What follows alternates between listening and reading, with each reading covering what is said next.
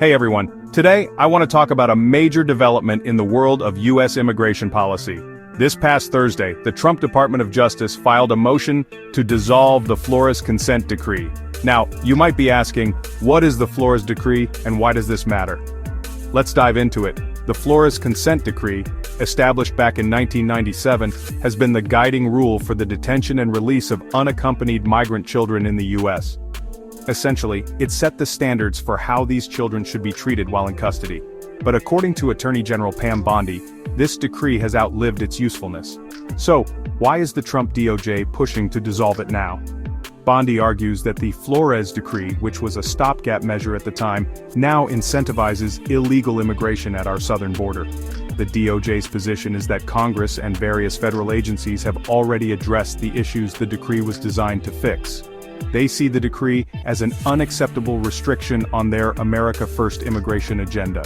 The DOJ filing highlights several significant changes since the decree was put in place. They mention surges of migrants entering the U.S. between ports of entry, orchestrated by traffickers.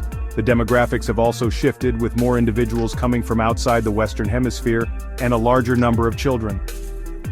Another point the DOJ makes is the global pandemic's impact on immigration policy. The use of expulsion authority during the pandemic and the subsequent lifting of that policy led to what they describe as an upheaval in immigration policy for over 2 years.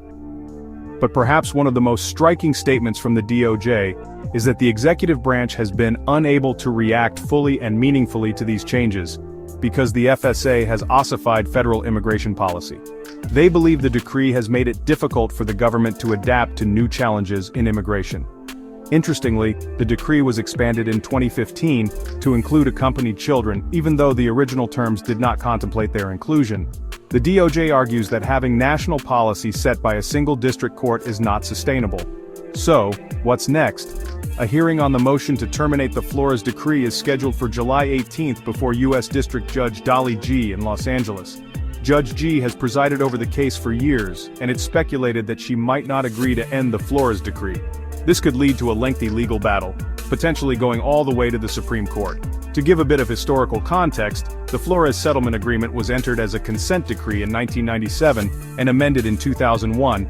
It has been a cornerstone in governing the care and custody of unaccompanied alien children.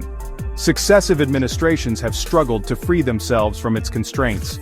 The DOJ's filing argues that regulations incorporating the goals of the Flores Settlement Agreement have already been promulgated.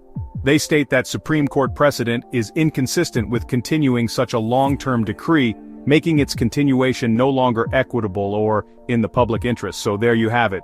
The Trump DOJ is making a bold move to reshape U.S. immigration policy by attempting to dissolve the Flores Consent Decree. What do you think about this development? Let me know your thoughts in the comments below. And as always, don't forget to like, share, and subscribe for more updates. Thanks for watching.